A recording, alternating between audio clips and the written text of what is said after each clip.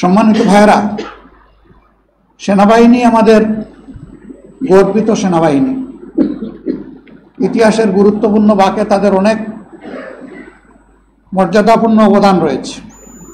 বাংলাদেশের স্বাধীনতা আন্দোলনের মধ্য দিয়ে আমাদের এই সেনাবাহিনী গড়ে উঠেছে। কোনোভাবে কোনো কার্যক্রমের মাধ্যমে, কারো কোনো পদক্ষেপের মাধ্যমে আমাদের এই গর্বের প্রতিষ্ঠান বিতর্কিত হোক, এটা আমরা চাই না। আমরা চাই যে এই প্রতিষ্ঠানের মর্যাদা উৎপন্ন রেখে তারা দেশ এবং জাতির সেবায় তারা নিয়োজিত থাকবেন। এতেই দেশের গৌরব, সেনাবাহিনীরও গৌরব। আমরা আমাদের সেনাবাহিনীকে সেই গৌরবের জায়গায় রাখতে চাই এবং এই জায়গা কেউ ক্ষতিগ্রস্ত করবেন না, সেই দিকে আমরা আশা রাখতে চাই। সেনাবাহিনীকে নিয়ে যে কোনো ধরনের মন্তব্য করা থেকেও বিরত থাকা উচিত বলে আমরা মনে করি। এই বিষয়টা একটা দেশের সার্বিক নিরাপত্তার সাথে সংশ্লিষ্ট।